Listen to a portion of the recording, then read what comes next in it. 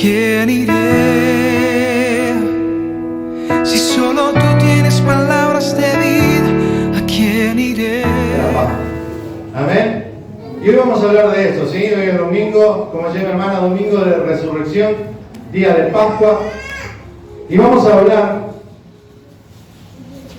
sobre la Pascua, ¿sí?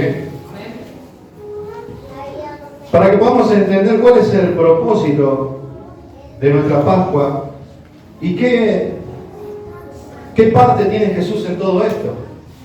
¿Por qué Jesús es parte de la Pascua? Pablo decía, Jesús es nuestra Pascua.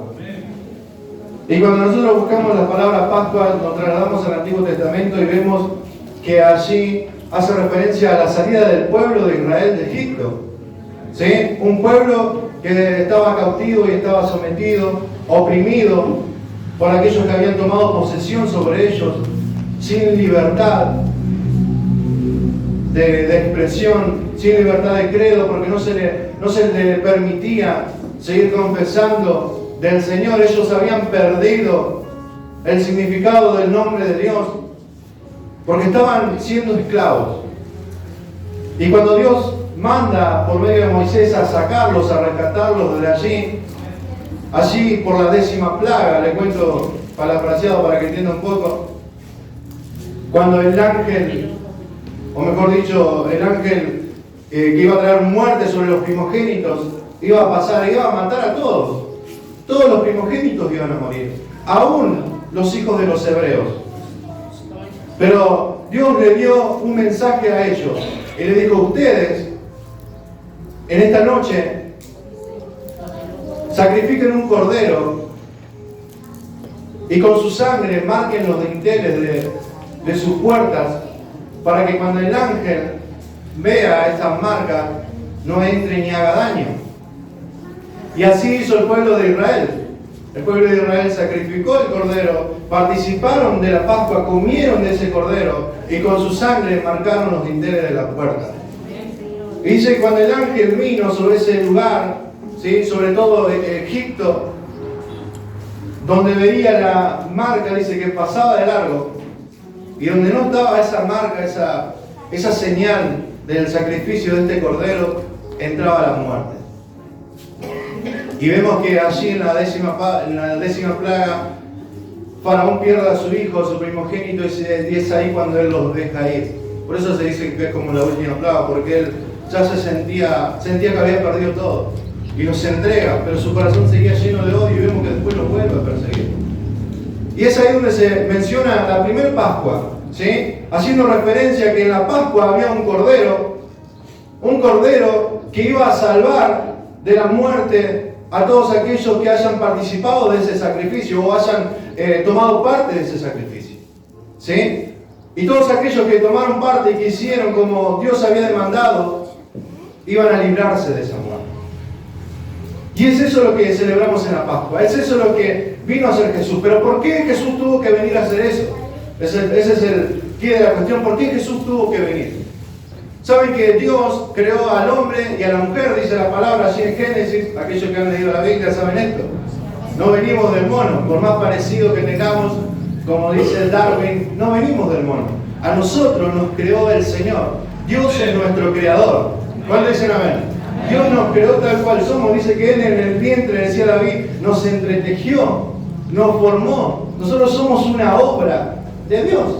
Quizás a muchos no les gusta esta obra de Dios, pero yo soy una obra de Dios, usted es una obra de Dios. Y Dios nos creó. Y cuando Dios creó al hombre y a la mujer, así en el Edén, nos creó para Él, para la exclusividad de Él. ¿Sí? Dice que cuando los creó, agarró, después de crearlos, los puso allí en el huerto, en su huerto, donde estaban al cuidado de su sombra, como declara el Salmo 91, donde Él los rodeaba de favores y de bendiciones, donde nada pasaba sobre su vida. Dice que ellos no padecían enfermedades, no conocían la muerte, ¿sí? No tenían que trabajar. Adán no tenía suegra. No tiene nada que ver eso. Ya está haciendo la palabra. Ellos no sufrían, no había algo que padecieran en su persona. ¿Por qué? Porque Dios lo era todo allí en ese lugar. ¿Sí? Y luego Dios, a pesar de que tenía dominio y posesión por ser el creador, Él entra en una relación que se conoce, que luego lo vamos a enseñar a aquellos que se quieran sumar al discipulado, en una relación de pacto. Y Dios le dice, yo le prometo vida eterna, porque el hombre en el principio era eterno, el hombre no conocía la muerte, el hombre nació para vivir eternamente en la presencia del Señor. Amén. Yo voy a pedir a mi hermano que me traiga la silla blanca, por favor, aquí. El hombre había sido destinado para vivir eternamente en la presencia del Señor. Y le dice, ustedes van a vivir eternamente en mi presencia, palabras más, palabras menos, pero no deben de comer del árbol que está en medio del jardín. No dice qué fruto era, ¿sí? Ni tampoco nos permite a nosotros imaginarnos qué fruto era. Si no nos dice porque no es importante, ¿sí? Yo voy a pedir a mi hermano a ver que venga, que va a hacer aquí. No, mira, velita. Bueno, después le hace pasar a mi hermano el que quiere pasar. Abelito va a venir a ser Adán, el representante del hombre, del ser humano. Y Dios lo había creado, lo había sentado en un lugar de privilegio, en un lugar donde nada le podía faltar y donde nada le podía pasar. ¿Sí? Dios había prometido su presencia y le había prometido a él que él viviría para siempre en la presencia de Dios. Amén. Pero después entra en un pacto, como dijimos, y le dice, yo te prometo, yo te garantizo que vas a vivir eternamente delante de mi presencia, pero tenés que obedecer lo que yo te voy a pedir. No comas de ese árbol que está allí en medio del jardín. ¿Sí? Y todos conocemos la historia. ¿Qué pasó? Comió el árbol, lo único que no tenía para comer, no, ese quería. Traigamos una silla negra, por favor, aquí. ¿Saben qué? El hombre, Adán, vamos a poner a Adán, recibe esa palabra de parte de Dios diciéndole, o ese mandato, no comas de ese fruto. Y él, interesado, ¿sí? Tenía a la mujer sentada aquí al lado, no vino hoy, tenía a la mujer sentada al lado, le escucha a la mujer luego que comió, y él se para de ese lugar donde tenía todo. Escucha la voz de Satanás y le dice, vos podés ser como Dios. ¿Por qué vas a seguir sentado ahí dependiendo de él? Entonces él, Adán, el hombre, decide, es verdad, yo puedo ser como Dios. Voy a comer. ¿Y qué hace? Come. Y cuando come, entra el pecado a su vida. ¿Sí? ¿Por qué? Porque entra el conocimiento entre el bien y el mal a su mente y él elige por el mal, él elige escuchar a Satanás en vez de escuchar a Dios. Y automáticamente el pecado, esta sí, vamos a poner que esto marrón es el pecado, todos los que están acá son pecadores. La franja marrón es el pecado.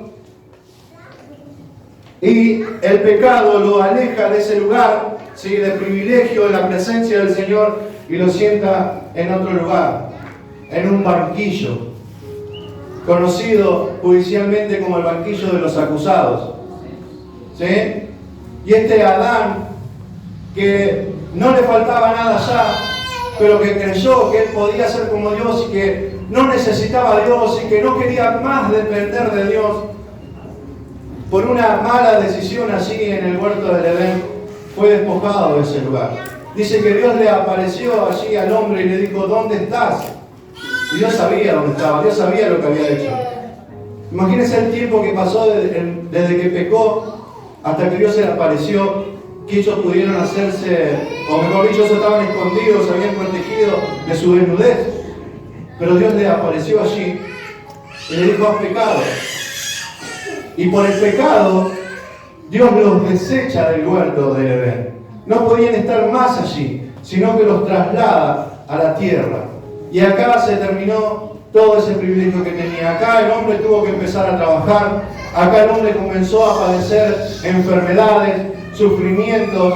Acá ya no era todo bonito. Acá él comenzó a descubrir que ni siquiera se podía vivir lejos de Dios, porque empezó a padecer necesidad. Allí no tenía necesidad, pero aquí comenzó la verdadera necesidad. Y no solo eso, sino que también, por todas esas consecuencias del pecado, entró la peor de todas, o mejor dicho, el aguijón del pecado, que es la muerte. Amén. Y Él murió. Y usted dirá, pero no dice la Biblia que murió. Murió. ¿Saben cómo murió? Espiritualmente. Porque muerte significa separación. Y Él fue separado de Dios por el pecado. El pecado lo quitó de la presencia de Dios, le impidió vivir eternamente delante de Él. Y hoy el pecado gobierna la vida del hombre en Adán.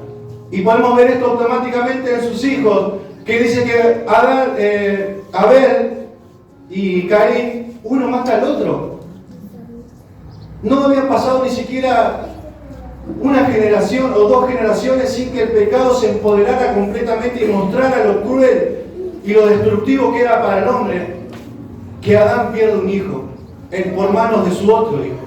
Y ese era el pecado reinando y gobernando en los corazones. No solo que estaba sentado en un banquillo de acusado porque había ofendido a Dios, sino que estaba atado por el pecado. No se podía levantar de este lugar porque el pecado lo tenía atado. Él podía decidir en su mente lo que conocemos como el libre albedrío entre el bien y el mal. Él podía decir eso es bueno, eso es malo, pero no tenía la capacidad, como nosotros en otro tiempo, para elegir a Dios.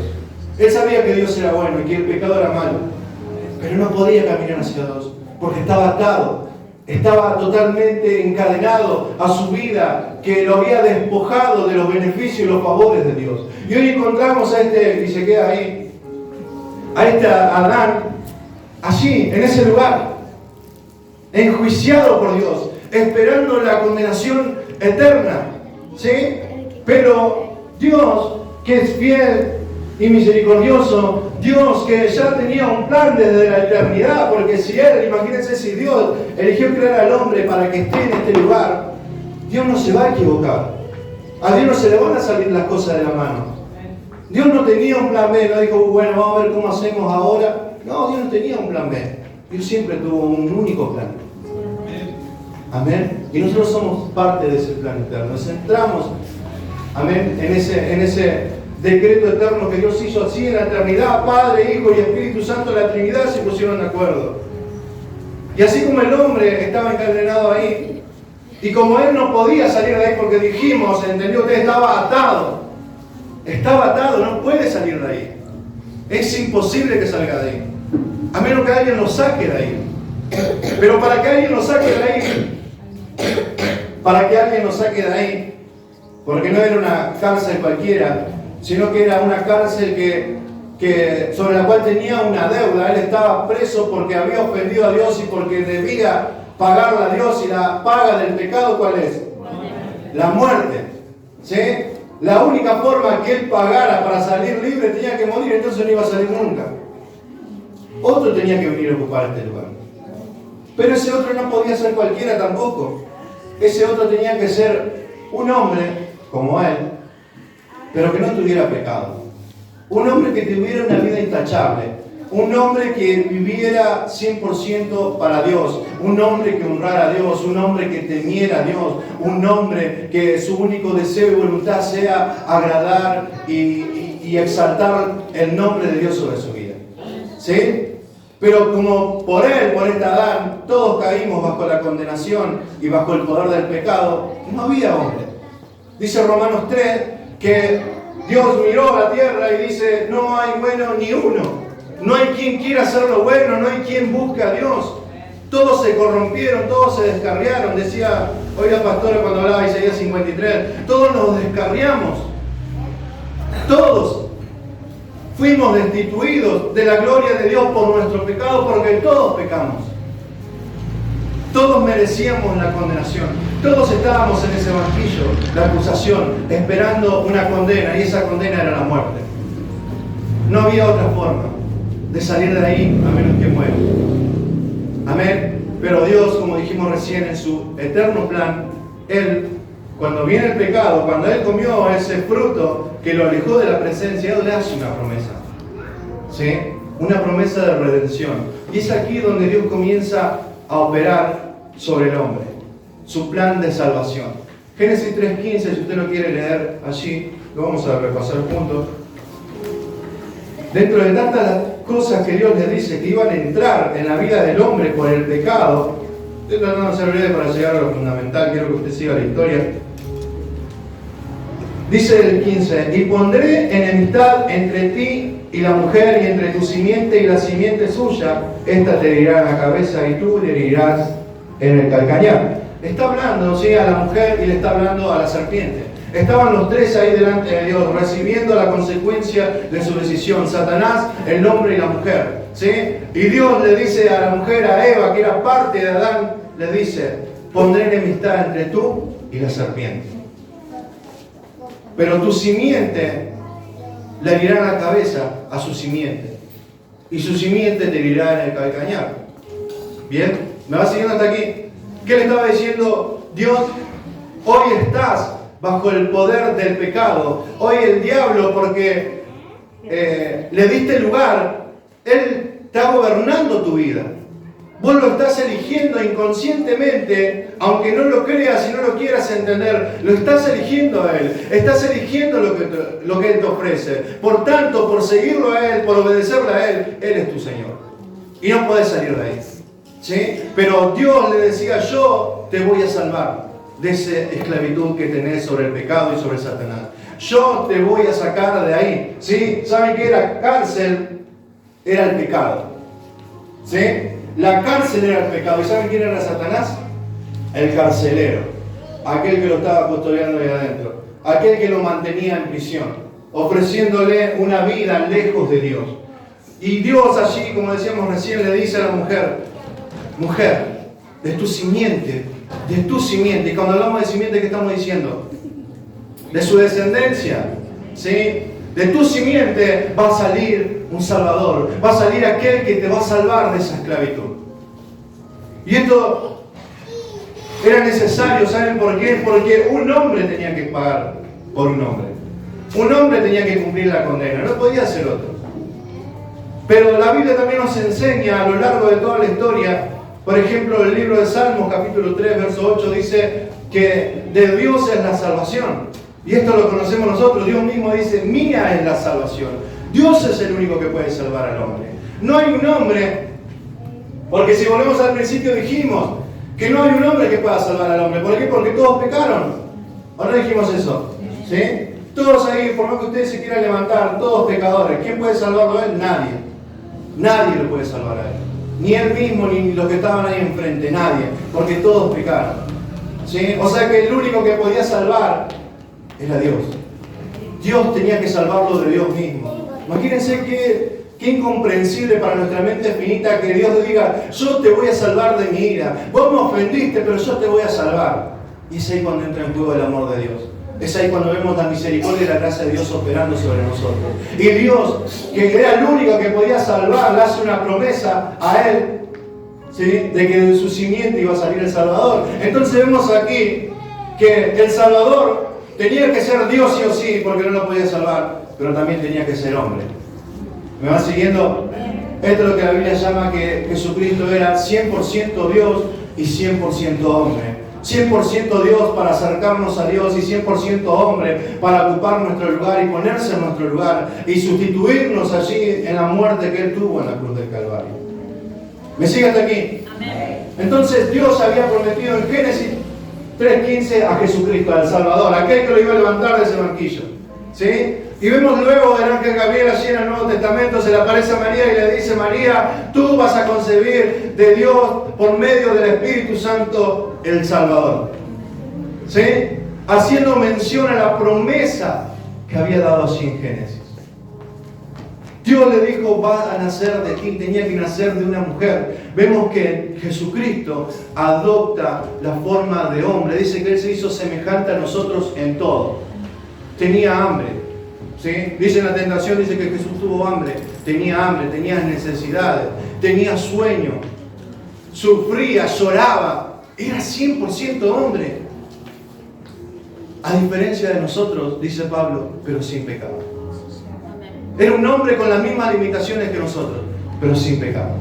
Un hombre con dos naturalezas, seguía siendo Dios, seguía siendo hombre, pero este hombre, allí en el bautismo, fue lleno del Espíritu Santo. Un hombre que vivió para Jesucristo. Muchas veces nosotros vemos la cruz y decimos, bueno, gracias a Jesús por ir a la cruz. Pero ¿saben que para llegar a la cruz tuvo que vivir 33 años, o 30, algunos creen, como hombre? Usted imagínese estar encerrado en una pieza y que Dios le diga, bueno, te encerró una hora en esta pieza y no tenés que pecar. No podemos no pecar una hora encerrados adentro de una burbuja. Pero este varón vivió una vida intachable, este Jesucristo, hombre, vivió una vida recta delante de los ojos de Dios, que fue lo que lo hizo apto para que vaya allí, como cordero, inmolado a la cruz del Calvario. ¿Sí? Dios había dado una promesa en Génesis 3:15, que el hombre iba a poder volver a acercarse a Dios, pero todavía seguía esclavo del pecado. Dios, mediante, en el transcurso de la historia, hasta que llegara Jesucristo, le dio una oportunidad para acercarse a través de los sacrificios, en la cual presentaba un cordero engordado, el mejor, puro, santo, sin mancha, sin quebradura. ¿Para qué? Para que su pecado, porque la paga del pecado es muerte, dijimos, para que su pecado en la muerte de ese animal sea representada y él tuviera otra oportunidad para acercarse a Dios. Y vivió así el hombre, pecando, sacrificio, pecando, sacrificio, pecando, sacrificio, pecando, sacrificio. Dice el profeta que Dios estaba hastiado de los sacrificios. Estoy hastiado de los sacerdotes, decía. O sea, ni siquiera tenían el temor de ofrecer lo que Dios demandaba, ofrecían lo que ellos querían, ofrecían el más pequeño, ofrecían, como decíamos el otro día, el miércoles, aquellos que recuerdan, el billete que estaba roto. Ofrecían sacrificios que eran aborrecibles delante de la presencia de Dios. Pero Dios seguía firme en su promesa, a su pacto de salvación. Y es así, cuando viene Jesús, nace de María, se hace hombre, camino a la vida en integridad, camino a la vida recta, justa delante de los ojos de Dios. Y Él decide, a ver, venga Jesús, allá está Jesús. Viene Jesús, como ese cordero, ¿ven? Acá hay una deuda, dijimos, ¿sí? Recuerda que dijimos hay una deuda que se debe pagar con la muerte. Pero esa muerte no puede ser la muerte de cualquiera. Tiene que ser un hombre, como dijimos, 100% hombre como Adán tiene que ser. Pero también tiene que ser como ese cordero que Dios pedía. Santo, puro, sin mancha. Como la vida que llevó Jesús. ¿Sí?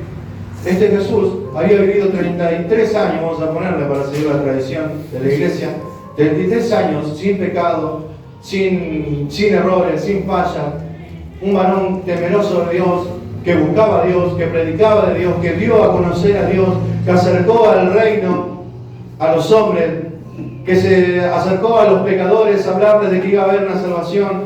Este hombre, Jesús, que antes de ir a la cruz, él ya dijo que iba a morir por nuestros pecados. Dijo que él había dicho que iba a ser entregado por los hombres, iba a sufrir por los pecados de la humanidad, iba a salvar a aquellos que creían en él, pero que luego de muerto, de 3 días, y esta era la única señal. ¿Saben cuál era la única señal de que él era el Hijo de Dios? De que la señal de Jonás. Le dice, esta generación no verá otra señal más que la de Jonás. ¿Qué hizo Jonás? Estuvo 3 días adentro de un pez y volvió a la vida. Cuando científicamente es imposible. Y este hombre iba a padecer la muerte, iba a morir y por 3 días iba a estar sepultado, pero iba a resucitar. Así que este hombre, considerando su vida recta delante de los ojos de Dios, porque Jesús tenía que estar seguro de que él había vivido una vida justa, sin pecado, y Jesús, como era Dios, detestaba el pecado, porque era un hombre santo. Él decide tomar nuestro lugar. Y él agarra y lo levanta a Adán y a toda la humanidad, porque eso es lo que él representa. Le dice, levantate, ponete por aquí. Yo me voy a sentar allí. Y viene Jesús, por favor. Se sienta en ese lugar. Amén. Para pagar. ¿Usted va siguiendo? Amén. Él se pone en este lugar. Acá recién había un homicida, un asesino, un miserable. Acá estaba yo, acá estaba usted, destinado al infierno, porque nunca quisimos buscar a Dios, porque queríamos vivir nuestra vida a nuestra manera, porque lo ofendíamos todo el tiempo, porque le dábamos la espalda, porque cuántas veces se nos habló de Dios y nunca prestamos oído. Y aún hoy, ¿cuántas veces se nos habla de Dios? Y nos hacemos los que tenemos oídos sordos, hacemos que escuchamos a lo lejos. ¿Sí? Y ese es el lugar que ocupó Él. Nuestro lugar, ¿sí? Para pagar por nuestros pecados. Yo quiero que usted piense en este momento, no que lo mencione, usted piense en ese pecado que no quiere que nadie sepa. En ese pecado que usted dice, este pecado es el peor de todo y todavía por él me viene a la mente y me siento tan culpable.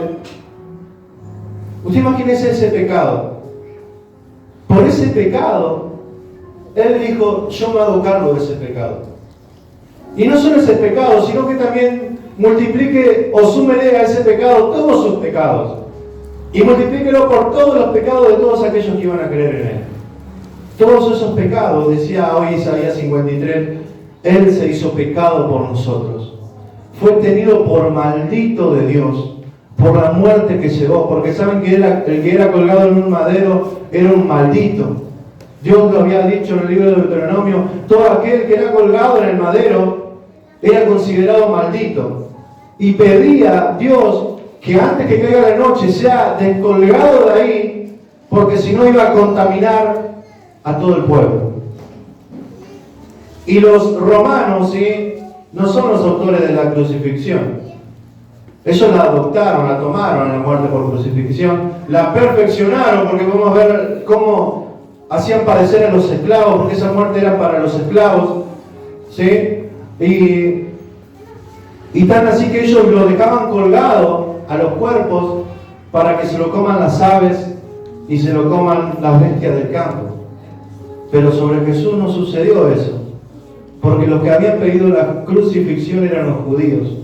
Y los judíos sabían bien que ese cuerpo que había sido colgado tenía que ser descolgado antes que caiga la noche. Y eso fue lo que sucedió. Vino José de Arimatea, pidió el cuerpo de este Jesús, lo llevó al sepulcro de él, pusieron una piedra gigante delante del cuerpo de Jesús, donde él ya había muerto. Y como las predicaciones de Jesús eran tan populares, no como las que escuchamos hoy en las redes sociales, sino porque Jesucristo adoraba la verdad y había multitudes que lo seguían. Los romanos habían escuchado que este Jesús y aún los principales de la sinagoga habían escuchado que había dicho que se iba a levantar al tercer día, entonces mandan guardias a custodiar la prisión. No vaya a ser que los apóstoles vayan o corran la piedra y salga un alboroto de nuevo. Entonces, este Jesús ya había muerto. Había sido presentado como un cordero inmolado allí en la cruz del Calvario. Y este Adán, ¿usted qué cree? ¿Podía volver allá? Todavía no. Porque todavía no se sabía si este sacrificio había sido aceptado. Había sido solamente presentado en la cruz del Calvario. Tanto así que por esos 3 días en los que Jesús estuvo sepultado, sobre los apóstoles hubo temor, hubo miedo, hubo desazón, incertidumbre. ¿Qué iba a pasar con ellos? ¿Qué va a pasar ahora? Muchos dudaban, se habían alejado, habían pensado que era un varón más, uno de los profetas como tantos que habían venido a padecer por Jesús, por Dios, por el mensaje de Dios. Pero sin embargo, dice la palabra que al tercer día Jesús se levantó. Amén. Y cuando Jesús se levanta de los muertos, es la prueba de que su sacrificio fue aceptado, que fue hallado apto delante de la presencia de Dios. Como dice Romanos 1, dice que el Espíritu Santo al levantarlo de los muertos confirmó que Él fue recibido en gloria arriba. ¿Sí? Y que Él haya resucitado significa que nosotros no solo éramos libres del pecado, porque cuando Él tomó lugar fue libre del pecado, la deuda fue saldada, sino que ahora le dio la oportunidad. Y ahora lo va a llevar de la mano Jesús hasta allá, por favor. Siéntelo de nuevo ahí. Le dio la oportunidad de volver de nuevo a la presencia de Dios, de poder estar, no solo como estamos nosotros, sino una promesa de vida eterna. Y esto es lo que hoy celebramos, la Pascua, la resurrección de Jesucristo. Porque la resurrección, hermano, esto lo predicaba yo de la Iglesia del Heraldo de Jesucristo, la resurrección es la evidencia y la base del cristianismo. ¿Saben que existen muchas religiones en la tierra, pero solamente una que confiesa y cree y ha demostrado históricamente que su Salvador y su líder ha resucitado? Somos la única religión, por eso tanta oposición. Porque no somos como otras del mundo. Nosotros decimos que tenemos un Salvador que vive. La resurrección, cuando los apóstoles se enteraron, ese Pedro que en un momento, cuando lo presionaron, le dijeron: Pedro, vos estabas con ellos, vos hablabas igual. No, yo no. Salió corriendo por temor. Pero cuando recibió, cuando escuchó que María vino, le dijo: el maestro no está, ha resucitado. Fue corriendo, dice, a la tumba para asegurarse que era así. Dice que Juan fue más rápido y lo sobrepasó en ese entonces. Pero cuando ellos comprobaron, y no solo cuando comprobaron, sino cuando pudieron verlo resucitado, comenzaron a testificar con poder.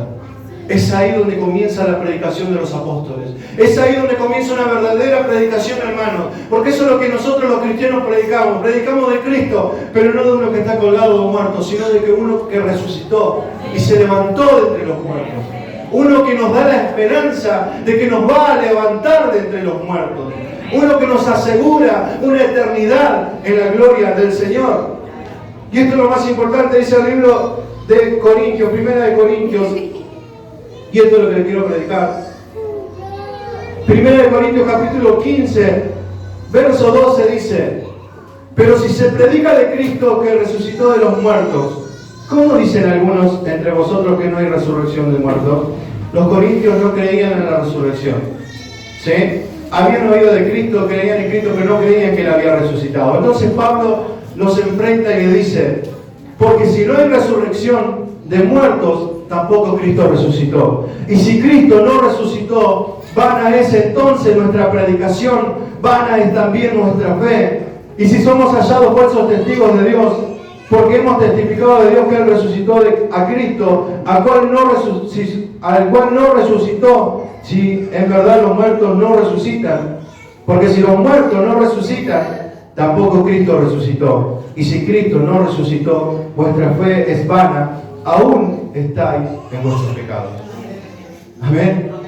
Miren cuán importante es la resurrección de Jesucristo. Miren cuán importante es que nosotros creamos en la obra que Él hizo allí en la cruz del Calvario. Porque hoy somos salvos, hermanos, por la fe. Y la fe en Cristo, pero la fe en lo que Él hizo. Esto es muy importante. Que nosotros creamos en la obra redentora de Jesús nos da la salvación. No en Cristo. Muchos dicen: yo creo en Cristo. Hay muchos hoy que están de vacaciones, muchos que están haciendo lo que les parece, dicen que creen en Cristo. Santiago decía: los demonios también creen y tiemblan. Dice que un endemoniado se le presentó y le dijo: tú eres el Cristo. Pero no recibieron la salvación. Porque la salvación se halla allí, en esa obra expiatoria, en ese momento donde Jesús tomó nuestro lugar, donde dice que el acta que no era contraria a nosotros la clavó en la cruz del Calvario y dijo: consumado es.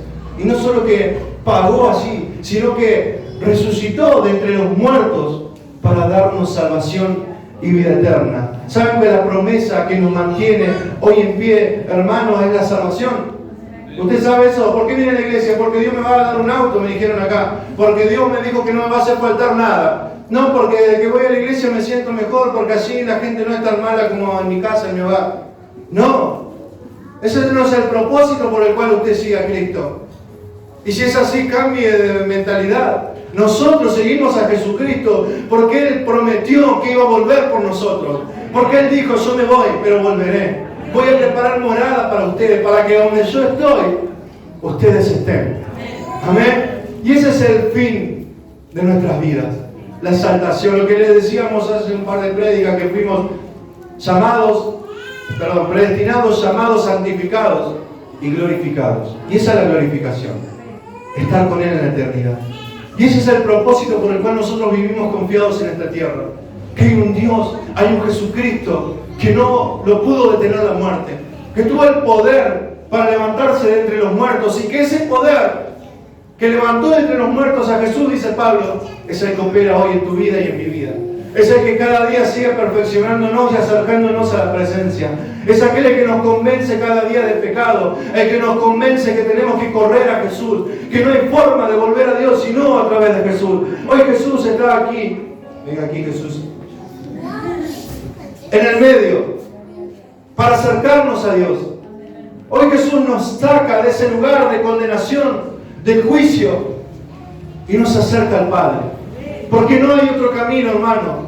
Es Jesús el único camino. Él es la única forma que nosotros nos podamos acercar a Dios. No hay métodos humanos, no hay estrategia, no hay forma, no hay trueque que usted pueda hacer con Dios. Solamente creer en Jesús, en su obra, en lo que Él hizo, en la justicia que Él vivió. Porque Él es lo que dijo, esta vida que yo viví, tómasela en cuenta a Él. Esta justicia que yo cumplí, esta integridad que yo gané, esta vida de rectitud que yo caminé sobre esta tierra, contásela a Él. Tómasela en cuenta a Él para que Él se pueda acercar a ti. ¿Sí? Y Dios no era el malo de la película, no era que Dios dijo, no sé si le voy a perdonar a este. Dios quiso perdonar. Por eso Él mandó a su Hijo. Porque por Jesús Él nos estaba reconciliando consigo mismo. Estuvo en la voluntad de Dios. Dios Padre mandó a su Hijo. Su Hijo puso su vida, no es que el Padre lo obligó, puso su vida por amor a nosotros, para que nosotros volvamos al Padre. Y el Espíritu Santo que lo levantó a Jesús de entre los muertos, es el que está hoy en nosotros, y el cual nos va a levantar en aquel día postrero. El cual es el que va a consumar la obra en nuestras vidas. Y ese es el Cristo que predicamos, hermano. Ese es el Cristo que te ofrecemos cada día. Ese es el Cristo que nos muestra y nos enseña la palabra. Un Cristo resucitado. Un Cristo que hoy no está sepultado como muchos otros ídolos. Hoy está a la diestra del Padre. Como un sumo sacerdote intercediendo por nosotros. Y como un sacrificio vivo para que nuestros pecados sean perdonados. Porque a pesar de que fuimos esclavos, libres del pecado, el pecado todavía sigue a nuestro alrededor. Nos asedia. ¿Sí? La libertad que nos dio Dios quiere decir que no puede señorarse más sobre nosotros. No nos puede gobernar más. Pero nos rodea. Y estamos propensos todo el tiempo. Y no podemos creernos justos por nada en el mundo. Vamos a seguir dependiendo de Dios, de Jesús, hasta el último día de nuestras vidas.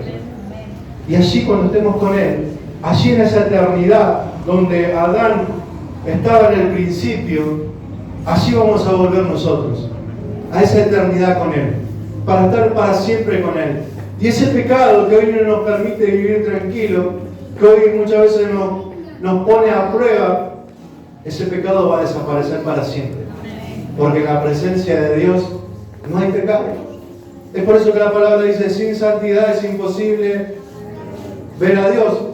¿Por qué? Porque aquí está el Dios Santo y nosotros vamos a ser perfeccionados por este Jesús que pagó el precio por nuestras vidas.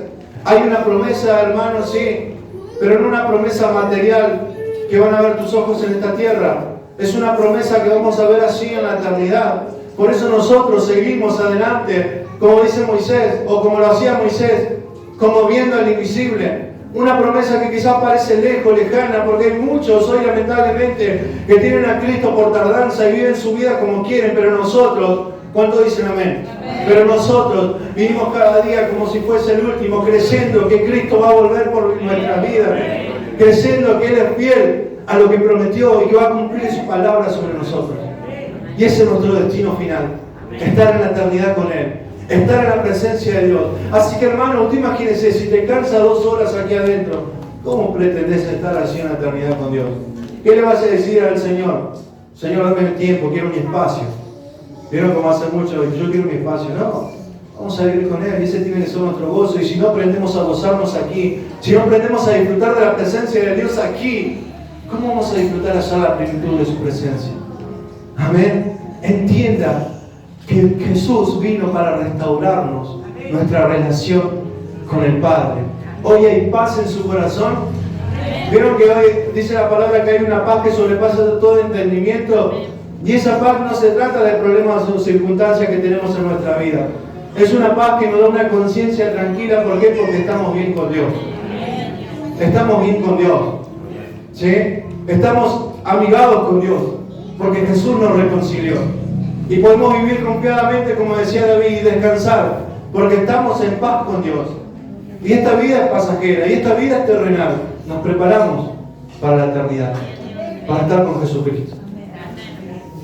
Como decía Pablo, no pretendo haberlos alcanzado todo, sino una cosa hago, olvidando ciertamente lo que queda atrás, me extiendo hacia el premio del supremo llamamiento, que es Cristo Jesús. ¿En qué te estás enfocando? ¿Cuál es tu objetivo en esta tierra? No, mi objetivo es terminar la casa, porque ¿hace cuánto? ¿Cuál es tu objetivo en esta tierra? Porque depende cuál sea tu objetivo, para eso vas a trabajar. ¿O no es así? Cuando usted tiene un proyecto personal y ve que necesita dinero, ¿qué hace? Trabaja más. Trata de meterle alguna hora extra. Busca algún microemprendimiento. ¿Para qué? Para lograr ese objetivo. Pero si nuestro objetivo es la salvación o la eternidad con Cristo, ¿estamos trabajando para ello? ¿Nos estamos enfocando en ello? ¿Estamos caminando, como decía el libro de Hebreos hace poco, con los ojos puestos en Jesús? ¿Sí? Porque Jesús caminó esta vida por el gozo puesto delante de Él, y hay un gozo que está delante nuestro, que es la eternidad. ¿Estamos caminando hacia allí? ¿Nos estamos enfocando en Cristo? Despojémonos, hermanos, de todo aquello que nos detiene y del pecado que nos asedia, y caminemos hacia Él.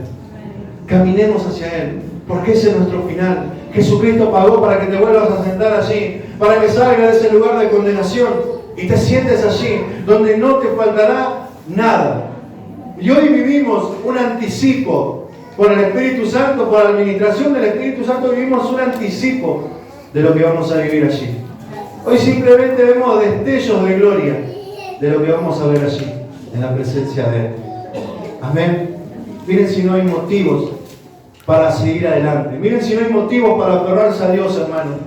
Miren si no hay motivos para entregarnos por completo a Él y entender lo que Él ha hecho por nosotros y la posibilidad que nos dio de salvación. Miren si no hay razones para seguir a este Jesús. ¿Saben que estos apóstoles, luego que Jesús resucitó, perdieron su temor, dijimos recién? Y no solo eso, sino que dice que Pedro, para dar el ejemplo, que había sido temeroso y negó a Jesús, cuando el concilio lo agarró predicando de Jesús resucitado, lo metieron adentro del concilio para aconsejarlo, con garrotes, con lazos lo aconsejaron a él y a Juan, y le dijeron: no prediquen más de este Jesús resucitado. Entonces ellos salieron. ¿Saben cómo salieron? Heridos, sí, pero gozosos. Y oraron a Dios y le dijeron: Señor, danos el denuedo para seguir predicando de tu palabra. Danos, Señor, el valor para seguir proclamando que tú estás vivo, de que tú has resucitado. Y ellos permanecieron fieles hasta el final. No les importó morir. No les importó morir, porque sabían que Jesús había resucitado. Decía Pablo: si mi vida se acaba, no importa, porque cuando se acaba mi vida es realmente cuando comienza a vivir, porque me voy a la presencia de Cristo. Hay razones para seguir a este Cristo. Hay motivos para seguirlo. Hay motivos para pagar el precio del discipulado, como dice la palabra. Hay motivos para negarnos a nosotros mismos y darle el lugar que Él se merece en nuestros corazones. Mi hermano, si no estás siguiendo a Cristo, vuelve a Él. Síguelo del serio, hermano. Porque seguir, muchos podemos decir que seguimos a Cristo, pero dice que había uno por allí que lo seguía de lejos, que lo veía, hermano, cuando pasaba, se enteraba qué hacía, conocía. Acerquémonos a Jesús. Este es un momento mundialmente para reflexionar. Aunque el hombre no lo entienda, si aunque el hombre agarra las cosas como él quiere, los cristianos, nosotros, la iglesia de Jesús, tenemos que reflexionar. Tenemos que rememorar, recordar y testificar de este Jesús resucitado, que ofrece salvación a todo aquel que cree, sin importar el pecado. Porque nosotros sabemos que estábamos ahí y a Jesús no le importó nuestro pecado, ni la cantidad, ni la magnitud, ni el peso de nuestros pecados. Él nos llevó a todos. Él nos hizo libres. Y hoy podemos tener la libertad de levantar nuestras manos a Dios y orar en cualquier momento, a cualquier hora, acercarme a esa presencia inigualable. Cuando en otro tiempo había todo un ritual para que una sola persona se acercara por todos, hoy usted por la fe se puede acercar a Dios. Porque hay uno, este Jesús, que nos hace dignos para acercarnos a la presencia. Aun cuando somos indignos, Él, por su sacrificio, nos hace dignos. Porque cuando Dios quiere mirar nuestro pecado, ve a este Jesús a su diestra, crucificado, sacrificado por amor a nosotros, para darnos a nosotros la libertad de vivir para siempre en la presencia de Dios. ¿Saben que ese era el objetivo de David? David tenía un corazón conforme al de Dios porque su voluntad era esa. Decía, una sola cosa le pedía a Dios, y esta buscaré, que esté yo siempre en los atrios de Jehová. Y cuando hablaba de los atrios no hablaba del templo. Todavía no había construido el templo David. Lo construyó Salomón, podemos verlo en la historia. Él hablaba de esa presencia que solo él conocía, que él como nadie disfrutaba. Y es eso lo que nosotros tenemos hoy para disfrutar, la presencia de Dios. Amén. Y esa es nuestra Pascua. Y ese es este Jesús, que murió y que resucitó por amor a nosotros. Y cuando vemos esa cruz, muchos dicen, dice Paul Washer, que pensamos que ese es el valor de nuestra vida. ¿Cuánto valgo yo? Mirar la cruz. Y saben que no es cuánto vale nuestra vida, sino cuánto vale nuestro pecado. La cruz muestra cuán pecadores somos, cuán miserables somos, cuán indignos somos, cuán culpables somos delante de los ojos de Dios, que no había otra forma de que nos pudiéramos salvar, a menos que Jesús, la segunda persona de la Trinidad, descendiera y muriera cruelmente en la cruz del Calvario. Miren si no éramos pecadores, miren si no hubo una deuda que pagaron por nosotros. Y ese es Jesús, que pagó por nuestra vida. Cuando nadie daba nada, cuando nadie podía dar nada, Jesús bajó, descendió, se despojó de su gloria, se humilló, haciéndose como un hombre para tomar tu lugar y mi lugar. Por eso, mi hermano, en esta mañana, a ese Jesucristo que tomó tu lugar, a ese Jesucristo que pagó el precio por tus pecados y que te ha hecho una promesa de vida eterna, a ese Jesucristo dale lugar en tu corazón. Yo no te voy a decir que hagas oración de fe, porque hay muchos que creen que han hecho la oración al repetirse un salmo. Acéptalo a Jesús en tu corazón. Acéptalo a Jesús. No repitas una oración. Acéptalo a Jesús en tu corazón. Recíbelo como tu Señor. Deja que Él sea el dueño de tu vida, el que dirija tus pasos. Vive para Él en esta tierra. Vive para Él. Caminemos hacia su dirección, enfoquémonos en Él. Vivamos agradecidos por lo que Él ha hecho por nosotros. Aferrémonos, hermano, porque Cristo viene nuevamente. Porque si Él fue fiel en cumplir una promesa que hizo allí en Génesis, allí en el principio, cuando recién comenzaba a gestarse la historia de la humanidad, Él cumplió esa promesa. Él va a cumplir su otra promesa, de que volverá. De que volverá. Y si Él vuelve, hermano, yo tengo la seguridad, y deseo que usted también usted, que yo me voy con Él. Yo me voy con Él. Porque hoy Dios no me acusa más, porque está Jesús como mi abogado. Está Jesús allí defendiendo mi causa, abogando por mí para que yo pueda volver a ese lugar. Y ese es nuestro destino. Hermano, ese es tu destino. Volver a Dios, volver a su presencia, volver a esa eternidad con Él. Amén. Ponte de pie en esta mañana. Gracias a Dan y Jesús. Pueden volver.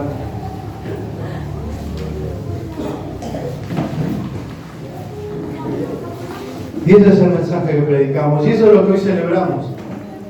Y lo que celebramos cada culto, usted sabe que no para Pascua, cada culto nosotros celebramos que este Jesús está vivo. Hacemos fiesta porque ese es nuestro motivo, nuestra razón de existir, que Jesús vive y porque Él vive, nosotros viviremos con Él. De que la muerte no nos va a detener, nuestra vida no se va a acabar cuando yo cierro los ojos. Yo voy a seguir una eternidad con Él. Y también los impíos Los impíos también, no solo los que creen, los impíos también tienen una eternidad, pero no se compara con la que tendrán los hijos de Dios.